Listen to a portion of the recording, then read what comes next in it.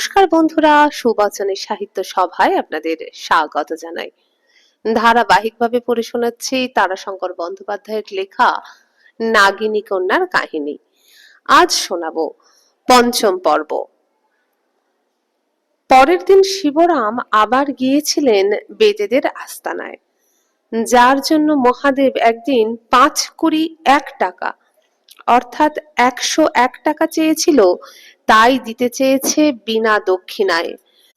ওই দিনের পুলিশ তদন্তের সময় শিবরাম উপস্থিত ছিলেন, অযথা পুলিশের হয়রানির থেকে বাঁচিয়েছেন তাহাকে।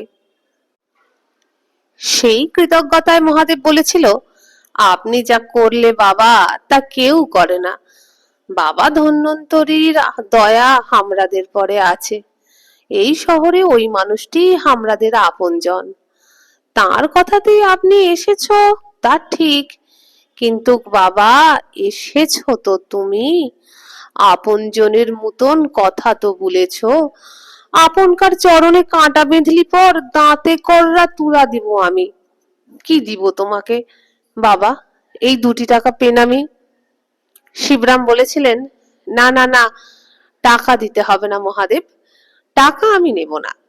যদি দেবেই কিছু তবে আমাকে সাপ চিনিয়ে দিও। আমি তোমাকে বলেছিলাম, মনে আছে? হ হ আছে, দিব, তাই দিব। কাল আসিও আপনি, টাকা লাগবে না, কিছু লাগবে না, দিব, চিনায়ে দিব। কিন্তু আশ্চর্য, পরের দিন মহাদেব আর এক মহাদেব বসেছিল সে আচ্ছন্নের মতো। নেশা করেছে, গাঁজার সঙ্গে সাপের বিষ মিশিয়ে খেয়েছে, তার সঙ্গে খেয়েছে মদ। নেশায় ঘোরালো চোখ দুটো মেলে সে শিবরামের দিকে চেয়ে রইল।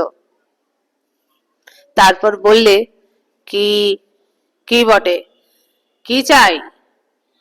শিবরাম আশ্চর্য হয়ে গেলেন। তিনি কোনো কথা বলার পূর্বেই মহাদেব বলে উঠল, বেদের মেয়ের লোভে আসছো বলে দুপাটি বড় বড় অপরিচ্ছন্ন দাঁত বের করলো হিংস্র জানোয়ারের মতো। শিবরাম শিউরে উঠল, পা থেকে মাথা পর্যন্ত যেন রক্তস্রোত সনসন করে বয়ে গেল। আত্মসম্বরণ করতে পারলেন না তিনি, বলে উঠলেন, কি বলছো তুমি? ঠিক বলছি। মহাদেবের চোখ আবার তখন বন্ধ হয়ে গিয়েছে, কণ্ঠস্বর মাদকের জড়তায় জড়িয়ে এসেছে। না, কাল তুমি নিজে আসতে বলেছিলে, তাই এসেছি। টাকা দিতে এসেছিলে, আমি নিইনি, বলেছিলাম। আবার চোখ দুটো বিস্ফারিত করে মহাদেব তার দিকে তাকিয়ে বলল, কবিরাজ ঠাকুর, আমি তোমারে চিনতে লেরেছি বাবা। নেশা করেছি, নেশা। তা আবার ঢুলতে লাগলো সে। বিড়বিড় করে বললে, এখন লাড়বো বাবা, এখন হবে না। সে ধুলোর উপরেই শুয়ে পড়ল। আর একজন বেদে এসে বললে, আপনি এখন ফিরে যাও বাবা, বুড়ার এখন হুঁশ নাই। শিবরাম ক্ষুণ্ণ মনেই ফিরলেন, কিন্তু দোষ দেবেন কাকে? ওদের জীবনের ওই ধারা। একটা দীর্ঘ নিঃশ্বাস ফেললেন। পরের দিন ঠিক দুপুরবেলা এলো সবলা। আর একদিনও সে ঠিক এমনি সময়ে এসেছিল। ধৈর্যটি কবিরাজ ছিলেন না তখন। এসে সেই জানলার ধারে দাঁড়িয়ে ডাকলে, কচি ধন্বন্তরী, ছোট কবিরাজ, ও ছোট কবিরাজ গ। বেরিয়ে এলেন শিবরাম। কি, কবিরাজ মশাই তো এই সময় বাড়িতে থাকেন না, তোমাকে বলেছিলাম না? সবলা হেসে বলল, সে জেনেই তো আসছি গ, কাজ মোর তোমার সাথে। আমার সঙ্গে? বিস্মিত হলেন শিবরাম। মেয়েটার লাস্যময়ী রূপ তিনি যেদিন জমিদার বাড়িতে দেখেছেন, সেদিনই মনে করেছেন, কালো ক্ষীণাঙ্গী বেদের মেয়ে লাস্যময়ী রূপ যখন ধরে, তখন যেন তাকে আশব সরোবরে সদ্য স্নাতা বলে মনে হয়। সর্বাঙ্গ দিয়ে যেন মদিরার ধারা বয়ে যায়। মানুষ আত্মহারা হয়। ওই নির্জন দ্বীপ্রহরে ধৈর্যটি কবিরাজ অনুপস্থিত জেনে মোহময়ী নাগিনী কন্যা কোন ছলনায় তাকে ছলতে এলো? বুকের মধ্যে হৃৎপিণ্ড তার সঘন স্পন্দনে স্পন্দিত হতে শুরু করেছে তখন। মুখের সরসতা শুকিয়ে আসছে, চোখ দুটিতে বোধহয় শঙ্কা এবং মোহ দুই একসঙ্গে ফুটে উঠেছে। শুষ্ক কণ্ঠে তিনি বললেন, কেন, আমার সঙ্গে কি কাজ? সবলা বললে, ভয় নাই গো ছোট কবিরাজ, তোমার সাথে দুপুরবেলা রঙ্গ করতে আসি নাই, বদন তোমার প্রসন্ন করো। খিলখিল করে হেসে উঠল। সাপের ঝাঁপি নামিয়ে চেপে বসলো সবলা। বললে, কাল তুমি গেছিলা বুড়ার কাছে, কত টাকা দিছ বুড়ারে? টাকা? হ্যাঁ, টাকা। পরশু। ও হ্যাঁ, পরশু যখন পুলিশ চলে গেল তখন বুড়ো আমাকে টাকা দিতে চেয়েছিল, আমি তো টাকা নিই নাই। হুম। কিছুক্ষণ চুপ করে রইল সবলা, তারপর বললে, ঘুষ দিবারে চেয়েছিল, লাও নাই, ধরমদেব তোমারে রক্ষা করেছেন গ, লিলে তোমারে নরহত্যার পাপের ভাগী হতে হতো। বুড়া জোয়ান বেদেটারে খুন করেছে। চমকে উঠল শিবরাম। খুন? খুন করেছে? হ্যাঁ গ, খুন। বুড়া রাজ গোখুরোটারে কেড়ে নিলে, রাখলে ঝাঁপিতে ভরা। মনে মনে মতলব করাই ভরা রেখেছিল, লইলে তো তখনই যদি ছেড়ে দিত গাঙের ধারে, তবে তো বিপদ ঘটতো না। মতলব করেছিল রাতের বেলা ওই জোয়ানটা যখন আড্ডা ছেড়া চুপি সারে বেরিয়ে আসবে আমার সন্ধানে, তখনই পিছা পিছা গিয়া সাপটারে খোঁচা দিয়া দিবে পেছন থেকে ছেড়া। রাজ গোখুরা তারে আমারে দুজনারেই খাবে। ছোড়াটারে আমি বলেছিলাম গো, বারে বারে বলেছিলাম, কিন্তু। দীর্ঘশ্বাস ফেললে সবলা। কাপড়ের খোঁট দিয়ে চোখ মুছলে। বললে, আমি লাগিনি কন্যে, আমার দিকে পুরুষকে তাকাইতে নাই, বেদে পুরুষের তো নাই, তারে মোর ভালো লেগেছিল, সে মোর পিছা পিছা ঘুরছে বছর কালেরও বেশি, বলেছিল যা থাকে মোর ললাটে তাই হবে, তবু তোর কামনা আমি ছাড়তে লাড়বো, লাড়বো, লাড়বো। আমি তারে কত বুঝাইছি, তবু সে মানে নাই। নিতুই রাতে গাঁয়ের ধারে লয়তো গাঙের ধারে গিয়া বসে থাকতো, আমি যেতাম না, তবু সে বসে থাকতো। বলতো, আসতে তোকে হবেই একদিন, যতদিন না আসবি ততদিন বসে থাকবো, বুড়া হব সেদিন পর্যন্ত বসে থাকবো। বুড়া জানতো, বুড়াও তাই চেয়েছিল, আমার সাথে বুড়া আর বনছে না। এই শহরে এসে মোর দেহেও কি হলো কবরেজ, আমিও আর থাকতে লারলাম।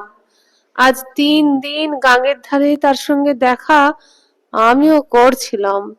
মা বিশ্বহরীর নাম নিয়া বলছি কবরেজ, পাপ করি নাই, ধর্ম ছাড়ি নাই, শুধু গাঙের ধারে বর্ষা বর্ষা মা বিশ্বহরীরে ডেকেছি আর কেঁদেছি, কেঁদেছি আর বলেছি, মা গো দয়া করো, আমার জীবনটা লাও, আমারে তুমি মুক্তি দাও। জোয়ানটাও পাপ করে নাই কবিরাজ, মোর অঙ্গে হাত দেয় নাই, শুধু বলেছে, সবলা এইসব মিছা কথা রে, সব মিছা কথা, মানুষ লাগিনি হয় না। চল আমরা দুজনাতে পালাই, পালাই চল হুই দেশান্তরে, দেশান্তরে গিয়া দুজনাতে ঘর বাঁধি, খাটি খাই ঘর কন্যা করি।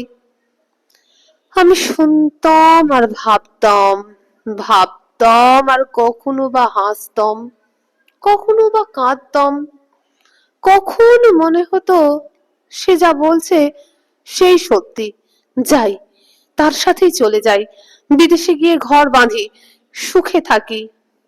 কখনো বা মা বিশ্বহরীর ভয়ে শিউরে উঠতাম, বুকটা কেঁপা উঠতো, কাঁদতাম, কাঁদতাম আর বলতাম, না রে না, ওরে না, না, না। সাথে সাথে ডাকতাম মা বিশ্বহরীকে, বলতাম, ক্ষমা করো গো মা, দয়া করো গো মা, দয়া করো। দণ্ড যদি দিবা মা, তাহলে আমার দাও, আমার জীবনটা তুমি নাও। বিষের জ্বালায় জ্বর জ্বর কররা আমার জীবনটা লাও। জোয়ান ছেলে, মরদ মানুষ, তারে কিছু বলো না, তারে তুমি মার্জনা করো, দয়া করো, ক্ষমা করো মা, ক্ষমা করো। বলতে বলতে চুপ করে গেল সবলা, অকস্মাৎ উদাস হয়ে গেল, কথা বলা বন্ধ করে চেয়ে রইল আকাশের দিকে। কার্তিকের মধ্যাহ্নের আকাশ, শরতের নীলের গাঢ়তা তখনও আকাশে ঝলমল করছে। কয়েক টুকরো সাদা মেঘও ভেসে যাচ্ছিল, বাতাসে শীতের স্পর্শ জেগেছে। গঙ্গার ওপারের মাঠে আউশ ধান কাটা হয়ে গেছে, হৈমন্তী ধানের মাঠে লঘু ধানে হলুদ রং ধরে আসছে। মোটা ধানের ক্ষেত সবুজ, শীষগুলি নুয়ে পড়েছে।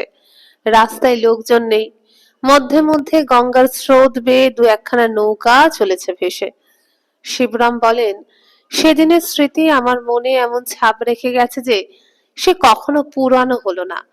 কালো মেয়ে সবলা সেকালের ছোপের মধ্যে মিলিয়ে যাবার নয়, সে কোনোদিনই যাবে না।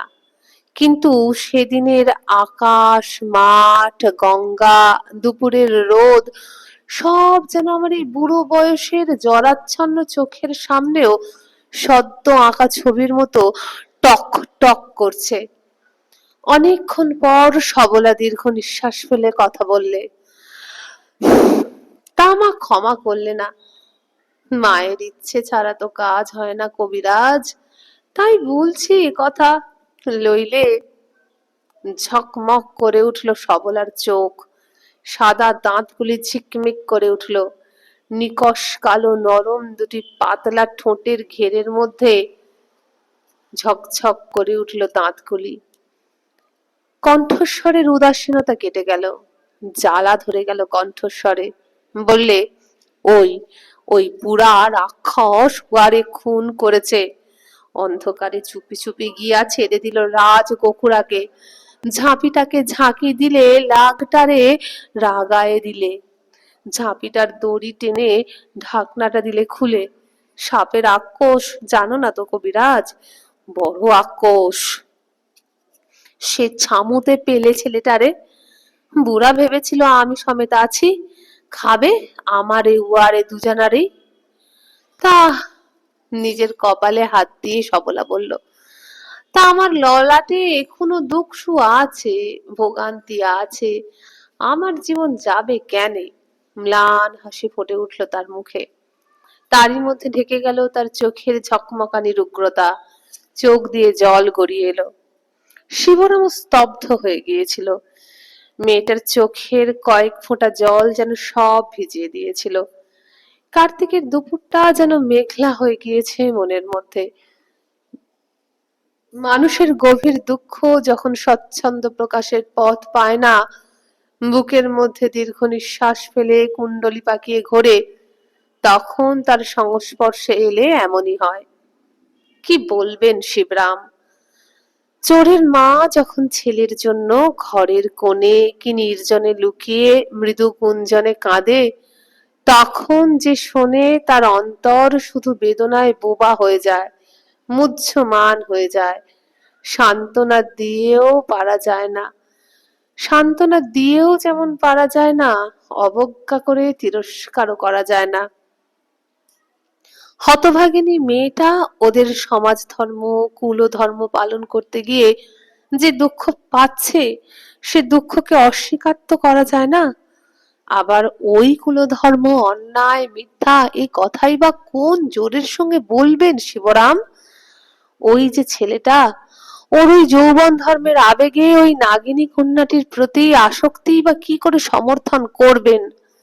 কিন্তু ছেলেটার মৃতদেহ মনে পড়ে এ কথাও মনের মধ্যে উঁকি মারতে ছাড়ছিল না যে ওই কোষ্ঠী পাথর কেটে গড়া মূর্তির মতো ওই ছেলেটার পাশে এই নিকষ কালো মেয়েটাকে মানা তো বড় ভালো। আচার্য ধূর্যটি কবিরাজকে লোকে বলে সাক্ষাৎ ধূর্যটি। পবিত্র চিত্ত কবিরাজ শিবের মতোই কোমল, পরের দুঃখে বিগলিত হন এক মুহূর্তে। আবার অন্যায় অধর্মের বিরুদ্ধে তিনি সাক্ষাৎ রুদ্র। তাঁরই শিষ্য শিবরাম। সবলাকে তিনি সান্ত্বনাও দিতে পারলেন না, তার দুঃখ বেদনাকে অস্বীকারও করতে পারলেন না। রোগ যন্ত্রণায় অসহায় রুগ্নের দিকে চেয়ে যে বিচিত্র দৃষ্টিতে বিজ্ঞ চিকিৎসক তাকিয়ে থাকেন, সেই দৃষ্টিতে সবলার মুখের দিকে তাকিয়ে রইলেন। সবলা কিন্তু অতি বিচিত্র। অকস্মাৎ একটা দীর্ঘ নিঃশ্বাস ফেলে সব যেন ঝেড়ে ফেলে দিলে এক মুহূর্তে। বললে, দেখো, নিজের কথাই 5 কাহন করে বলছি, যার লেগে এলাম সে ভুলেই গেলাম। এখন বুড়ার কাছে কাল কেন গেছিলা বলো দেখি তবে? সাপ চিনবার জন্য। বুড়া বলেছিল সাপ চিনিয়ে দেবে। কত টাকা দিলা? বুড়া তোমাকে কত টাকা ঠকায় নিলে? টাকা? হ্যাঁ গো, কত টাকা দিয়াছো উহাকে? টাকা কিসের? কি বলছো তুমি? হেসে উঠল বেদের মেয়ে। ঠকেছ, ঠকেছ? সে কথা আর জানাজানি করতে শরমে বাঁধছে কচি ধন্বন্তরী।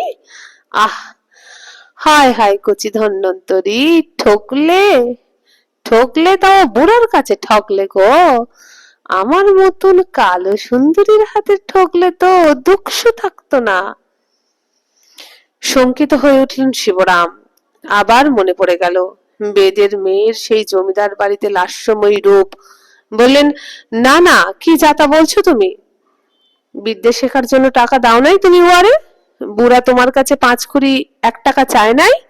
মিছা বলছো আমার কাছে, দাও নাই? হঠাৎ মেয়েটার চেহারা একেবারে পাল্টে গেল। লাস্য না, হাস্য না, কঠিন ঋজু হয়ে দাঁড়ালো কালো মেয়ে। চোখের দৃষ্টি স্থির, সর্ব অবয়বে ফনা ধরে দাঁড়ালো সাপিনীর দৃপ্ত ভঙ্গি। শিবরাম শুনেছিল নিয়তির আদেশ মাথায় নিয়ে দণ্ড ধরে সাপেরা দাঁড়ায় দণ্ডিত মানুষের শিয়রে, প্রতীক্ষা করে কখন দণ্ডিত মানুষটির আয়ুর শেষ ক্ষণটি আসবে, সঙ্গে সঙ্গে সে মারবে ছোবল। মনে মনে এরই একটি কল্পনার ছবি তার আঁকা ছিল। তারই সঙ্গে যেন হুবহু মিলে গেল। স্থির দৃষ্টিতে চেয়ে ধীর মৃদুস্বরে সবলা বললে, রাজার পাপে রাজ্যনাশ, কর্তার পাপে গেরস্থের দুর্গতি, বাপের পাপে ছাওয়াল করে দণ্ডভোগ, বুড়ার পাপে গোটা বেদে গোষ্ঠীর ললাটে দুঃখ ভোগ হবে। বুড়ার পাপের ভাগ নিতে হবে, দুর্নামের ভাগী হতে হবে। তাই আমি ছুটে এলাম আজ তোমার কাছে। তুমি কবিরাজ, বেদেদের বিষের ঠাঁই তোমাদের পাথরের খলে, আমাদিকে যজমান তোমরা। তোমার কাছে টাকা লিয়ে তোমার এই বিদ্যে দিলে না, অধর্ম হলো না? ই পাপ মা বিশ্বহরি সইবেন কেন গো? বিদ্যের তরে টাকা লিয়া বিদ্যে না দিলে সে বিদ্যে যে অফলা হয়ে যাবে। বুড়া করলে পাপ, আমি লাগিনি কন্যে, আমি এলাম ছুটে পেরাচিত্তি করতে। যতদিন লাগিনি কন্যা রয়েছি ততদিন করতে হবে আমাকে এই বুড়ার পাপের পেরাচিত্তি। হাঁপাতে লাগলো সবলা। চোখ দুটোতে সে স্থির দৃষ্টি। সে যেন সত্যি সত্যি নাগিনী কন্যা হয়ে উঠেছে। শিবরাম সে নাগিনীকে সবলার মধ্যে দেখতে পাচ্ছেন। বেদিনীর বিচিত্র ধর্মজ্ঞান ও দায়িত্ববোধ দেখে শিবরাম অবাক হয়ে গেলেন। তিনি বললেন, কিন্তু আমার কাছে তো টাকা নেয়নি মহাদেব। সত্যি বলছো? সত্যি বলছি। কেন কেন আমি মিথ্যে বলবো তোমার কাছে? তোমাকে বিনি টাকাতে বিদ্যে দিব বলেছিল? শিবরাম বললে, পরশু যখন পুলিশের সঙ্গে গিয়েছিলাম তখন তো তুমি ছিলে সবলা। মনে নেই পুলিশ চলে গেলে মহাদেবের সঙ্গে আমার কি কথা হয়েছিল? ঘাড় নেড়ে সবলা বললে, না কবিরাজ, শেষ বেলাটায় আমার হুঁশ ছিল না। কানে কিছু শুনলাম না, চোখে কিছু দেখলাম না। শিবরাম বললেন, পুলিশ চলে গেলে মহাদেব আমাকে 2 টাকা প্রণামী দিতে এসেছিল, আমি তা নিইনি। বলেছিলাম টাকা আমি নেব না, যদি সত্যিই কিছু দিতে চাও তবে আমাকে সাপ চিনিয়ে দিও। বলেছিল দেব, তাই গিয়েছিলাম। তুমি তো দেখেছো একেবারে নেশায় অজ্ঞান হয়ে রয়েছে, কি করব, ফিরে এলাম। মিছা মিছা, সব মিছা কচি ধন্বন্তরী, সব মিছা। নেশাও করেছে, কিন্তু বেদের মরদের নেশা হয় কবরেজ? সাপের বিষ গিলে ফেলবার ঠাঁই না পেলে গাঁজার সাথে খাবার দরে রেখে দেয়। এমন বেদও আছে ধন্বন্তরী, মুখে দাঁতের গোড়ায় ঘা না থাকলে বিষ চেটেই খেয়ে ফেলায়। ও তোমারে বলেছিল বিদ্যে দিব, বিনা পয়সায় দিব, কিন্তু বুলে আফসোস হলো, বিনা টাকায় বিদ্যে দিতে মন চাইলো না। তাতেই অমনি ভান করলে গো। জানো, তুমি চলে এলে খানিক পরেই বুড়া উঠে দাঁড়ালো। তারপরে কি সে হা হা হাসি, তোমারে ঠকাইছে কিনা তাতেই খুশি, তাতেই আহ্লাদ। দেহটা মোর যেন আগুনের ছেকায় শিউরে উঠল ধন্বন্তরী। মনে মনে মা বিশ্বহরীকে ডাকলাম, বললাম, মা তুমি অধর্ম থেকে রক্ষা করো, বেদে কুলের যেন অকল্যাণ না হয়, তাতেই এলাম তোমার কাছে। বলি বুড়া করলে পাপ, আমি তার খণ্ডন করা আসি, কবিরাজকে বিদ্যা দিয়ে আসি। শিবরাম বললেন, কি নেবে তুমি বলো? কি নিব? বেদে বুড়া তোমাকে বাঘ দিছে, আমি সেই বাঘ রাখতে এসেছি। টাকা তুমি চাই নাই কবরেজ, লাও বসো, লাগ চিনাই দি তোমাকে। বেদেদের পুরুষ পুরুষানুক্রমিক রহস্যময় সর্পবিদ্যা। ওই আশ্চর্য কালো মেয়েটির সব যেন জন্মগুণে আয়ত্ত, রক্তের সঙ্গে মিশে গিয়েছে বোধহয়। নাগ দেখালে, নাগিনী দেখালে, নপুংসক সাপ দেখালে, আকার প্রকারের পার্থক্য দেখিয়ে দিলে, ফনার গড়নে চোখের দৃষ্টিতে প্রভেদ দেখালে। এই দেখো কচি ধন্বন্তরী, দেখছো ইটাতে ইটাতে তফাৎ? শিবরাম দেখতে ঠিক পাচ্ছিলেন না যমজ সন্তানের মায়ের চোখে ধরা পড়া যে পার্থক্য, যে প্রভেদ, সে কি অন্য কারুর চোখে দেখা দেয়? তিনি ধরতে ঠিক পারছিলেন না, শুধু অবাক হয়ে শুনে যাচ্ছিলেন। সে কি অপরূপ বর্ণনা! মেয়েটা কিন্তু প্রভেদগুলি স্পষ্ট, অত্যন্ত স্পষ্ট রূপে চোখে দেখছে, আর বলে যাচ্ছে নাগ নাগিনীর দেহ বৈশিষ্ট্যের কথা। আচার্য ধূর্যটি কবিরাজ যেমন ধ্যানময় আনন্দের সঙ্গে অসংকোচে নরনারীর দেহতত্ত্ব গঠন বর্ণনা করে যান, ছবি এঁকে বুঝিয়ে দেন, ঠিক তেমনি ভাবে সবলাও সাপকে উল্টে পাল্টে তার প্রতিটি অঙ্গ দেখিয়ে তাকে বুঝিয়ে দেবার চেষ্টা করলে। বললে, কবরেজ, আমি যদি মাথায় পাগড়ি বেঁধা মরদ সাজি, তবু তুমি হামরাকে দেখা কন্যে বলে চিনবে না?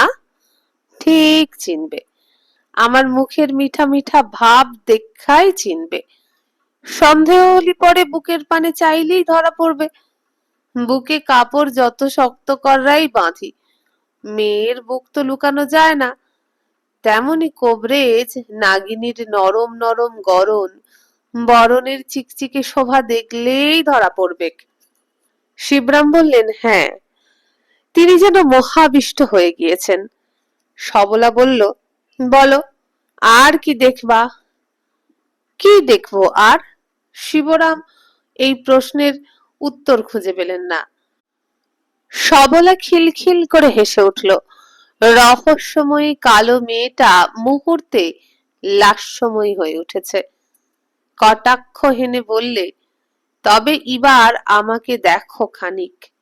সাপের চোখে ভালো লাগে সাপেনি, তোমারও ভালো লাগবে বেদেদের লাগিনি কন্যে, লাগবে না? শিবরামের বুকের ভিতরটায় যেন ঝোড়ো হাওয়া বয়ে গেল, ধাক্কা দিয়ে সব যেন ভেঙে চুরে দিতে চাইলে। চোখ দুটির দৃষ্টিতে বুঝতে পারা গেল সে কথা। চোখের দৃষ্টি যেন ঝড়ের তাড়নায় জানালার মতো কাঁপছে। মেয়েটা আবার খিলখিল করে হেসে উঠল, বললে, কোবরেজ, মনের ঘরে খিল আঁটো গো, খিল আঁটো। শিবরাম মুহূর্তে সচেতন হয়ে উঠলেন, নিজেকে সংযত করেও হেসেই বললেন, খিল আঁটলেও তো রক্ষা হয় না সবলা। লোহার বাসর ঘরে সোনার লক্ষিন্দর 7টা কুলু পেটে শুয়েও রক্ষে পায়নি। নাগিনীর নিঃশ্বাসে সর্ষে প্রমাণ ছিদ্র বড় হয়ে নাগিনীকে পথ দেখিয়েছিল। আমি খিল আঁটবো না, তোমার সঙ্গে মনসার কথার বেনে বেটি আর মহানাগের মতো সম্বন্ধ পাতাবো। জানো তো সে কথা? জানি না, লাগ লোকে থাকে লাগেরা, নর লোকে থাকে নরেরা। বিধেতার বিধান নরে লাগে একত্রে বাস হবে না। কি করা হবে? লাগের মুখে মৃত্যু বিষ, মানুষের হাতে অস্ত্র। এরে দেখলে ও ভাবে আমার মৃত্যুদূত, ওরে দেখলে এ ভাবে এ আমার মৃত্যুদূত। কখনো মরে মানুষ, কখনো মরে লাগ, বিধির বিধান, লড়ে নাগে বাস হয় না। হাসলো সবলা, বললে, মরতে থাকে বণিক খুড়া, যত ধনী তত কৃপণ। বাড়িতে আছে গিন্নি, বেটা আর বেটার বউ, আর আছে সিন্ধুকে ধন, খামারে ধান, খেতে ফসল, পুকুরে মাছ, গোয়ালে গাই। শ্যামলী ধবলী বুধি মঙ্গলার পাল, সেই পাল চড়ায় পাড়ার বাউরি ছেলে, বণিক বুড়োর রাখাল ছোড়া। কৃপণ বণিক বুড়োর ঘরে রাঁধুনি নাই, বেটার বউকে ভাত রান্না করতে হয়। বউটি যেমন সুন্দরী তেমনই লক্ষ্মী, কিন্তু শিশুকালে মা বাপ হারিয়েছে, বাপ কুলে কেউ নাই। নাই বলেই বণিক বুড়োর চাপ বউয়ের উপর বেশি। তাকে দিয়েই করায় রাঁধুনির কাজ, ঝিয়ের কাজ।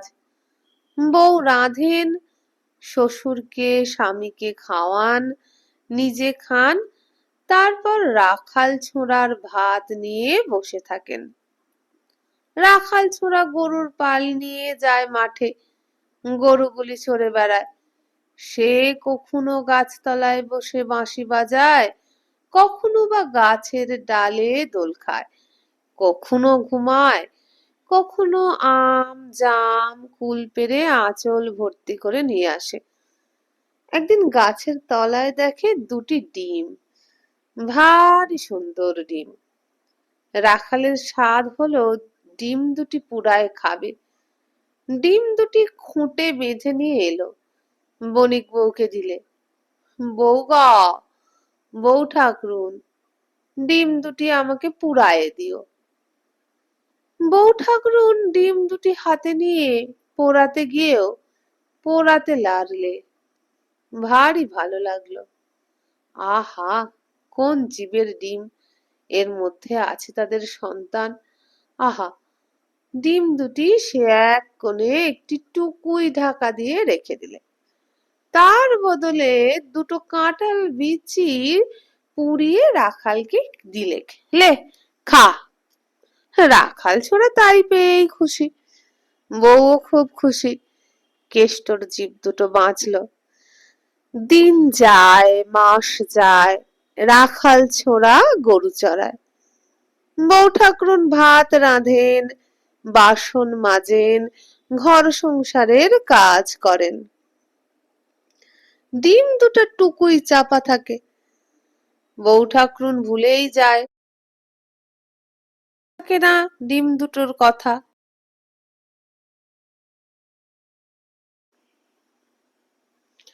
হঠাৎ একদিন দেখে বউ টুকুইটি লড়ছে, বউয়ের মনে পড়ে গেল, হরস পরশ দিয়ে টুকুইটি তুলতেই দেখে দুটি লাগের বাচ্চা লিক লিক করছে, ফনা তুলে দুলছে, মাথায় চক্ক দুটির পদ্ম পুষ্পের মতো শোভা।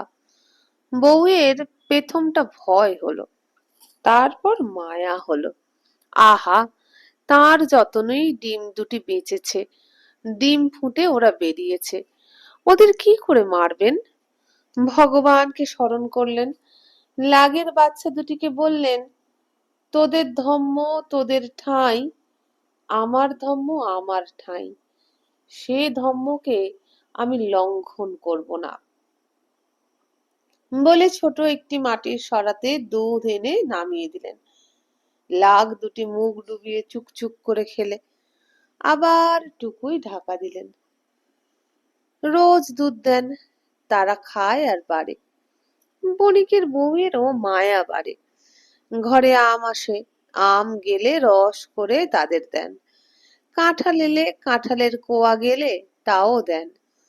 লাগ দুটি দিনে দিনে বাড়ে লাউ কুমড়োর লতার ডগার মতো। বেশ খানিকটা বড় হলো, তখন তারা আর থাকবে কেন টুকুই চাপা। বেরিয়ে পড়লো, ঘুরতে লাগলো ঘরের ভিতর, তারপর বাইরে, ওই বণিক বউয়ের পায়ে পায়ে ঘুরে বেড়াতে লাগলো। বণিক বুড়ো বুড়ি দুজনে ভয়ে শিউরে ওঠেন। ওমা, এ কি, এ কি কাণ্ড, এ কি বেদের কন্যে না লাগেনি? কে? মার মার, লাগের বাচ্চা দুটোকে মার। বাচ্চা দুটিকে কপ কপ করে কুড়িয়ে আঁচলে ভরে বেনে বউ পালিয়ে গেলেন বাড়ির বাঁদারে। লাগ দুটিকে ছেড়ে দিয়ে বললেন, ভাইরে, তোমরা তোমাদের স্বস্থানে যাও, আমি শাশুড়ি নিয়ে ঘর করি, গঞ্জনা সইতে আর পারি না। তোমাদের লেগে মনে দুঃখ আমার হবে, ডিম থেকে অত বড়টি করলম, কিন্তু কি করব, উপায় নাই। লাগ দুটি সস্থানে গিয়ে মা বিশহরীকে বললেন, মা, ভাগ্যে বণিক বেটি ছিল তাই বেঁচেছি, নইলে বাঁচতাম না।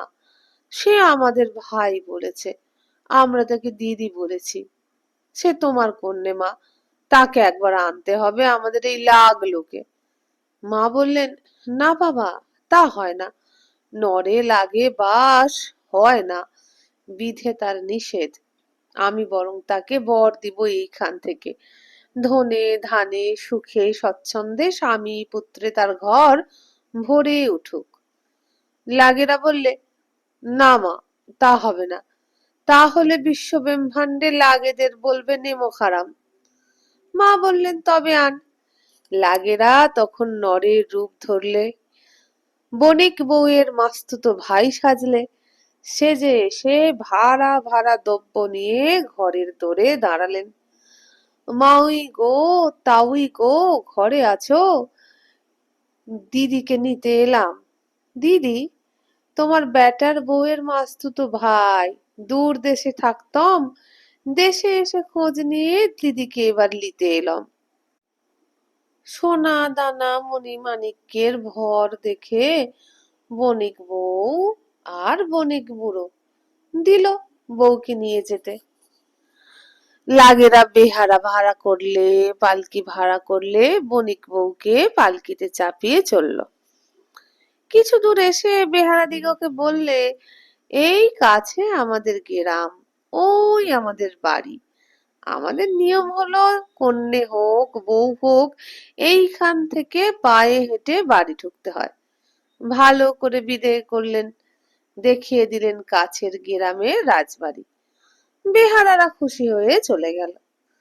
তখন লাগেরা বললে, দিদি, আমরা তোমার মাস্তুতো ভাই হলই, মানুষ হলই, আমরা হলম সেই দুটি লাগ যাদের তুমি বাঁচিয়েছিলে, বড় করেছিলে।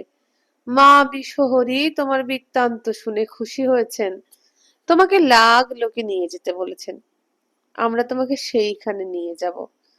মায়ের বরে তুমি বাঁটুলের মতো ছোটটি হবে, তুলোর মতো হালকা হবে, আমাদের ফনার উপর ভর করবে, আর আমরা তোমাকে আকাশ পথে নিয়ে যাব নাগ লোক।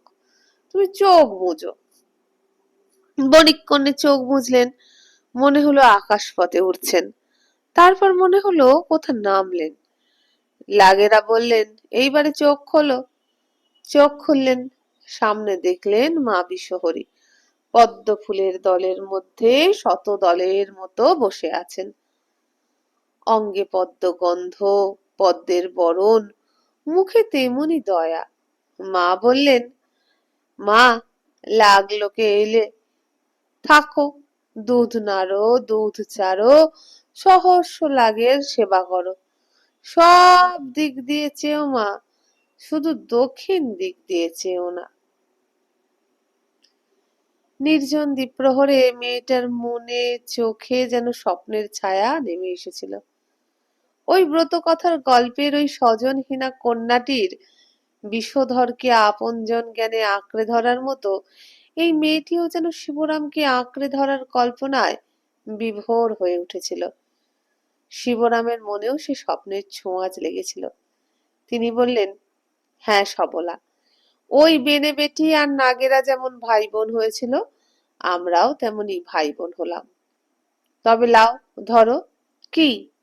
বোন দিছে ভাইকে। যা দিছে তা হলো বেদে কুলের গোপন জিনিস, সাপের জড়ি। এ জড়ি তোমরা হাতে নিয়া বিষধরের ছামুতে হাত আগায়ে দিও। বিষধর ফনা গুটায় লিবে।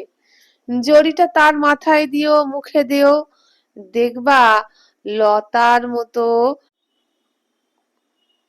দেখবা কাটা লতার মতন এলায় পড়বে বিষধর। বিদ্যামন্তর দিব না, আমার ধরম যাবে। বিষ বেঁধে ছাড়া এ বিদ্যা বাইরের কাউকে দিবার মানা আছে। তাছাড়া বিদ্যা আমাদের ভুল হয়ে গিয়েছে ধন্বন্তরী ভাই। মুখে মুখে পাপড়ি ভেঙে গিয়েছে, ছুট হয়েছে কথার, তাতে কাজও হয় না। এক টুকরা শিকড় তার গলার লাল সুতোর মালা থেকে খুলে তার হাতে দিয়েছিল। এক টুকরো শিকড়। শিবরাম দেখেছিলেন, চেষ্টা করেছিলেন চিনতে কিসের শিকড়। সবলা বললে, মনে লিছ নাই? বিশ্বাস করবারে লাড়ছ? ধরো, শিকড়টা ধরো। ই হাতে নিয়া তুমি রাজ গোখুরার সামনে আগায়া যাবা। রাজ গোখুরা ফনা নামায়ে মাটির ওপরে গুটায় পড়বে, তোমারে পথ দিবে। বলি সে একটা সাপের ঝাঁপি খুললে।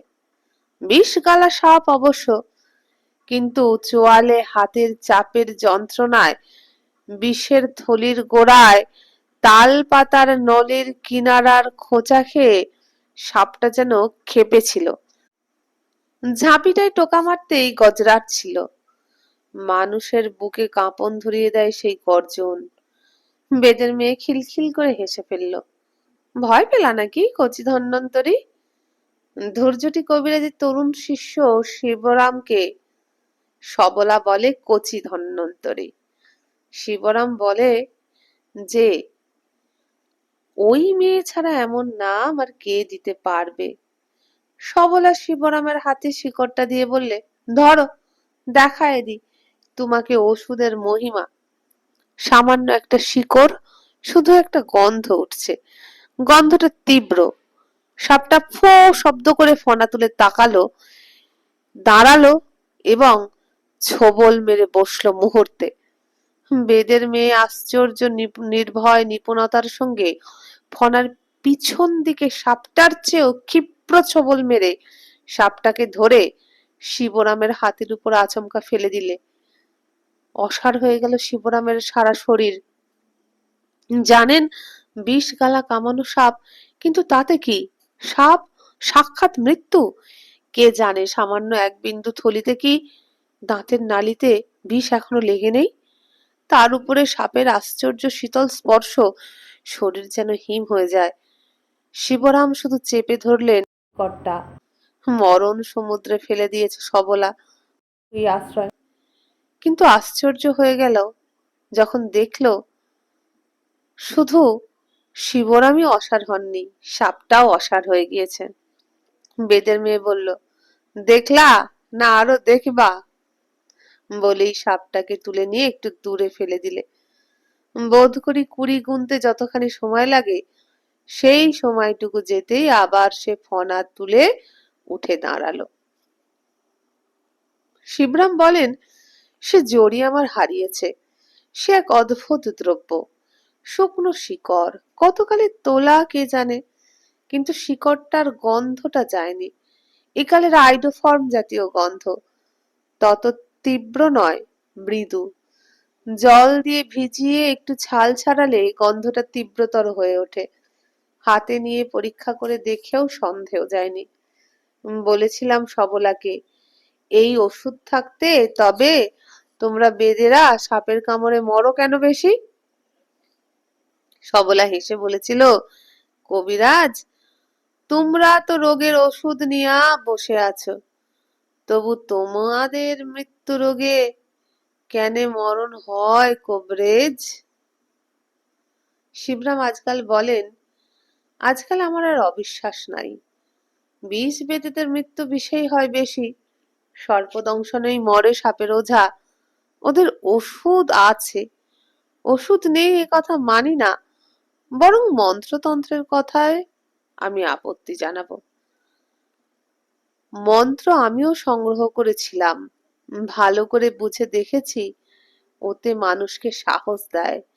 বলে বিষ নাই, বিষ নেমে গেছে। ওরা অবশ্যই বলে ধন্বন্তরীর মৃত্যুর সঙ্গে মন্ত্রগুলি পাপড়ি ভাঙা হয়ে গিয়েছে। সে কথা থাক। যারা সারা জীবন কৌশল, সাহস আর জড়িবুটি ওষুধ নিয়ে ওই সাক্ষাৎ কালের সঙ্গে খেলা করে, নির্ভুল খেলা, হঠাৎ কখনো এক মুহূর্তের চোখের পলকের একটু ভুলের মধ্যে দিয়ে শেষ হয়ে যায় সকল খেলা। সাপের দাঁত বেদের জীবনে 2-10 বার বসে, ভুল করতে করতেও ওরা ভুল সামলায়। সাপ দাঁত বসাতে বসাতেও বসাতে পারে না। পারলেও মৃত্যু দংশন না হলে ওরা ভয় পায় না, তখন ওদের ওষুধ কাজ করে। কিন্তু মৃত্যু দংশন যখন হবে তখন ভুলও সামলানো যায় না, ওষুধও কাজ করে না।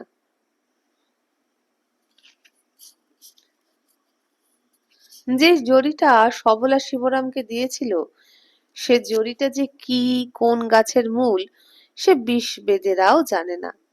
যদি জানে তো একমাত্র মহাদেব জানে, কিন্তু তা সে স্বীকার করে না।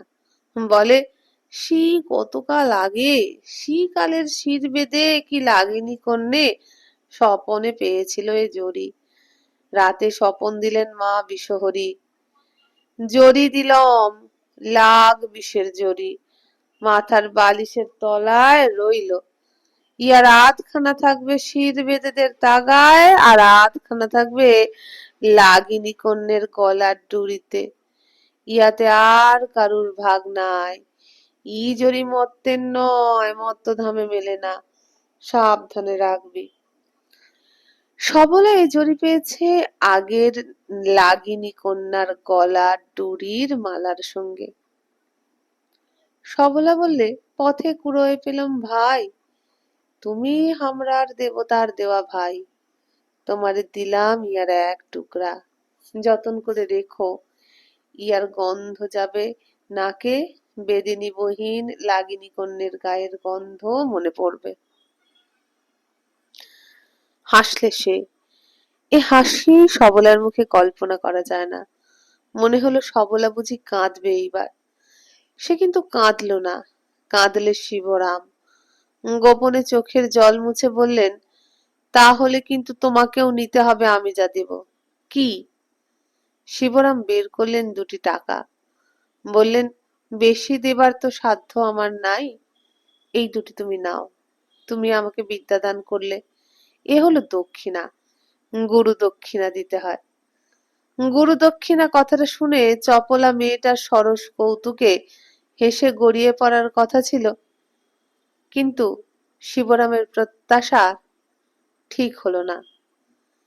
এ কথা শুনেও মেয়েটা হাসলে না, স্থির দৃষ্টিতে একবার তাকালে শিবরামের দিকে, তারপর তাকালে টাকা 2টির দিকে। শিবরামের মনে হলো চোখের দৃষ্টিতে রূপোর টাকার 6টা বেজেছে। সেই ছটায় দৃষ্টি ঝকমক করছে, তবু সে স্থির হয়ে রইলে। বললে, না ধরম ভাই, উলিতে লাড়বো, লিলে বেদে কুলের ধরম যাবে। তোমাকে ভাই বলেছি, ভাই বলা মিছা হবে। টাকা তুমি রাখো। শিবরাম বললেন, আমি তোমাকে খুশি হয়ে দিচ্ছি, তাছাড়া ভাই বোনকে টাকা দেয় না? দেয়, ইয়ার বাদে যখন দেখা হবে তখন দিও তুমি। মুই লিব, গরব করে সবাইকে বেলাবো বলে, দেখো গো দেখো, মোর ধরম ভাই দিছে দেখো। তারপর বললে, বেদের কন্যে কাল লাগিনি বহিন তোমার আমি, আমি তোমারে ভুলতে লারবো, কিন্তু ধন্বন্তরী তুমি তো ভুললা যাবে। দাম দিয়া জিনিস লিয়া দোকানিরে কে মনে রাখে কও? জিনিসটা থাকে, দোকানিটারে ভুললা যায় লোকে। আমি তোমারে বিনা দক্ষিণায় বিদ্যা দিলাম, এই বিদ্যার সাথে মুইও থাকলাম তোমার মনে।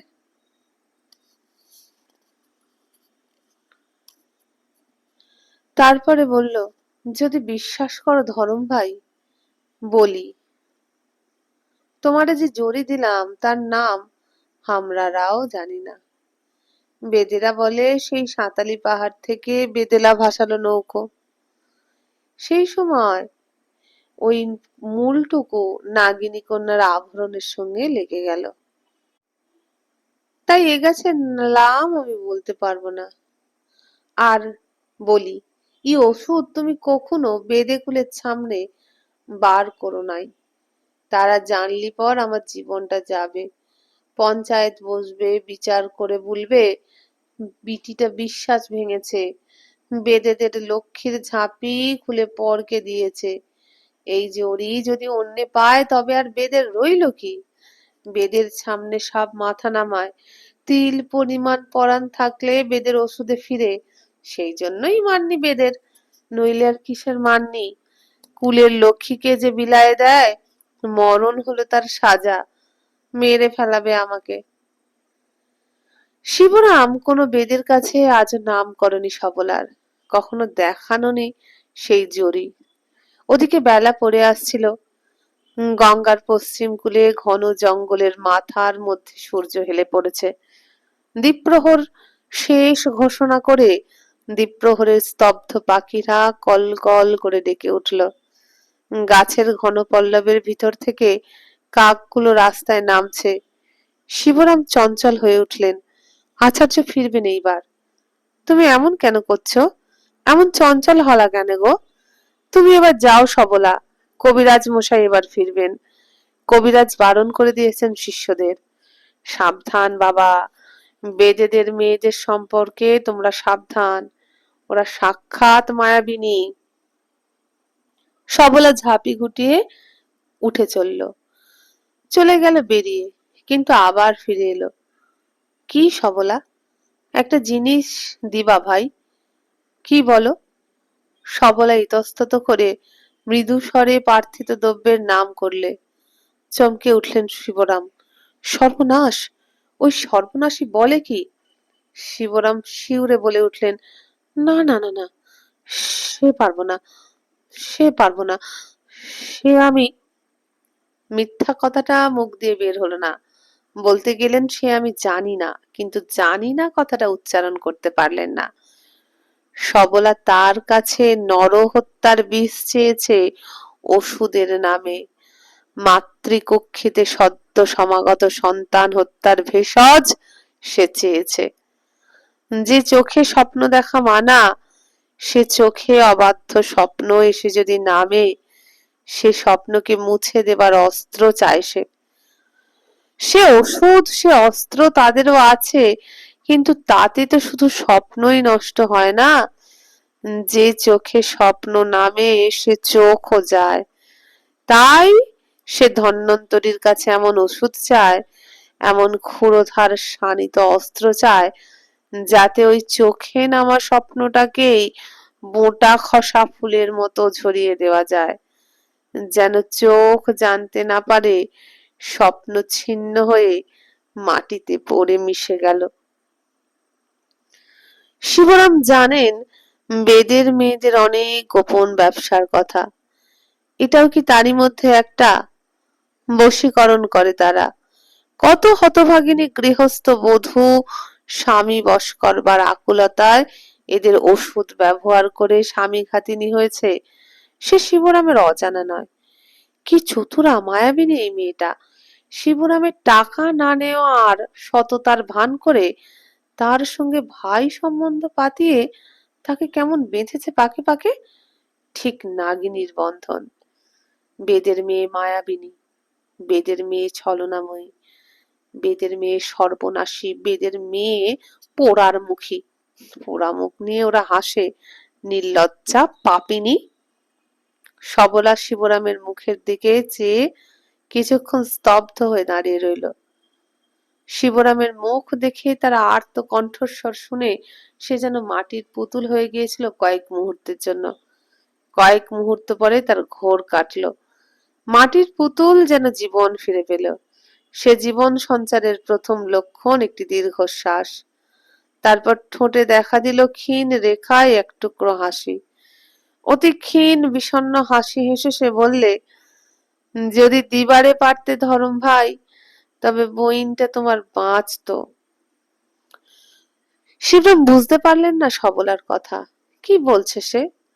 সবলা সঙ্গে সঙ্গেই বললে, সে ওষুধ যদি না জানো ধরম ভাই, যদি না দিতে পারো, তোমার ধর্মে লাগে, তবে অঙ্গের জ্বালা জুড়ানোর কোনো ওষুধ দিতে পারো? অঙ্গটা মোর জ্বল্লা যেচ্ছে গো, জ্বল্লা যেচ্ছে। মনে হচ্ছে হিজল বিলে কি মা গঙ্গার বুকের পরে অঙ্গটা এলায়া দিয়া ঘুমায়ে পড়ি, কিংবা লাখ গুলাকে বিছায়ে তারই সহ্যে পেতে তারই পরে শুয়ে ঘুমায় যাই। কিন্তু তাতেও তো যায় না মোর ভিতরের জ্বালা।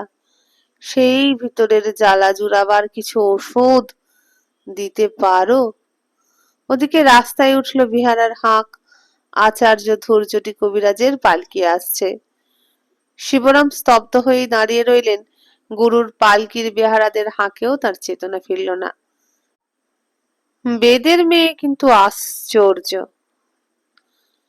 মানুষের সাড়া পেয়ে সাপিনী যেমন চকিতে সচেতন হয়ে উঠে মুহূর্তে অদৃশ্য হয়ে যায়, তেমনি ভাবে ক্ষিপ্র লঘু পদক্ষেপে আচার্যের বাড়ির পাশের একটি গলিপথ ধরে বেরিয়ে চলে গেল। আচার্যের পালকি এসে ঢুকলো উঠানে। আচার্য নামলেন। শিবরামের মনের অসারতা তবু কাটল না। হাতের মুঠোয় জড়ি দুটি চেপে ধরে তিনি দাঁড়িয়েই রইলেন। কয়েক মুহূর্ত পরেই শিবরামের কানে এলো চপল মিষ্টি কণ্ঠের সুরেলা কথা, জয় হোক গো রানীমা, সোনা কপালী, চাঁদ বদনী, স্বামী সোহাগী, রাজার জননী, রাজার রানী, রাজার মা, ভিখারিনী, পোড়া কপালী, কাঙালিনী, বেদের কন্যে তোমার দুয়ারে এসে হাত পেতে দাঁড়ালছে। লাগ লাগিনীর নাচন দেখো, কালামুখী বেদেনীর লাচন দেখো, মা গো। সঙ্গে সঙ্গে বেজে উঠল হাতের ডমরুর মতো বাদ্যযন্ত্রটি।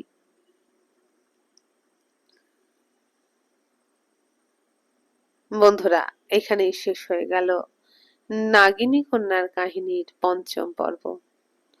কেমন লাগছে কমেন্ট করে জানাবেন। যদি ভালো লাগে, যদি তারাশঙ্কর বন্দ্যোপাধ্যায়ের আরো গল্প শুনতে চান, আমার চ্যানেলে পড়া আছে আরোগ্য নিকেতন, বেদেনী ইত্যাদি আরো কয়েকটি গল্প। যদি সেগুলো শুনতে চান তাহলে এই ভিডিওর নিচে যে বারে আমার চ্যানেলের নাম দেওয়া আছে ক্লিক করুন, চ্যানেলের হোম পেজ খুলে যাবে। হোম পেজে পাবেন প্লেলিস্ট, সেখান থেকে খুঁজে নিন আপনার মনের মতো গল্প। শুনতে থাকুন যতক্ষণ না নতুন গল্প নিয়ে আসছি। আর শুক্রবার, শনি রবিবার নূতন পর্ব আর আসবে না। নূতন পর্ব আসবে আগামী সোমবার। আজকের মতো বিদায় নিলাম। নমস্কার।